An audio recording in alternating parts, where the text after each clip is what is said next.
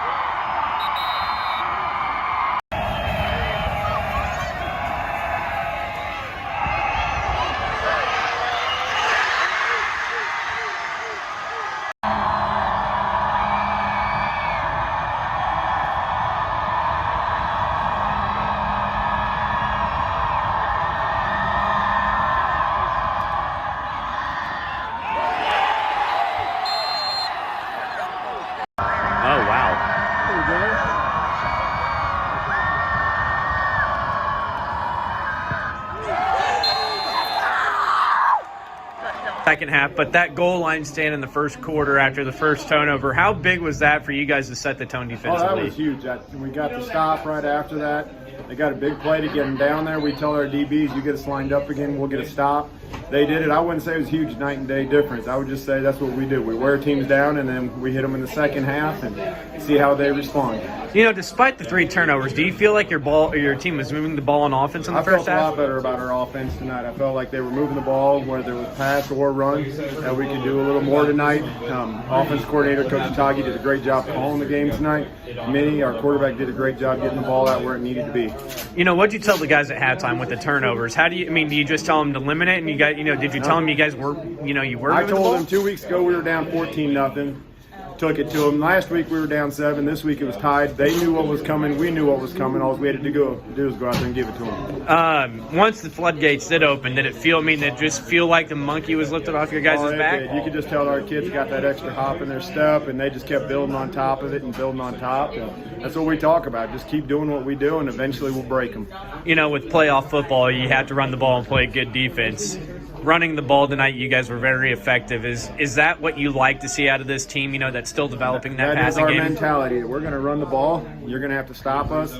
And after you stop us, you're going to have to stop us again before we throw it. So. And then you get Chaminade next week in the semifinals. How big is that comparing where you guys were last year and knowing where you guys were last year? We knew last year, we talked about it. We knew we were young, and we knew that the senior class we had last year did a great job of keeping it together and keeping us moving forward. And all these young kids got great, valuable learning experience, and that you could see them growing every week last week. We knew we had a pretty good team coming this year, and watch them grow and get better every week. It's been fun. You mentioned your alma mater is Grain Valley. How is it any different beating your alma mater? There was a little more anxiety with this game, knowing all the fans and on both sides and having family and stuff. Family and yep. And just overall, you look at Hall the night he had, carrying the rock and moving the chains for you in the first half, and he broke off a few big runs there. And that run, just getting us out of the end zone after we got that goal line stand.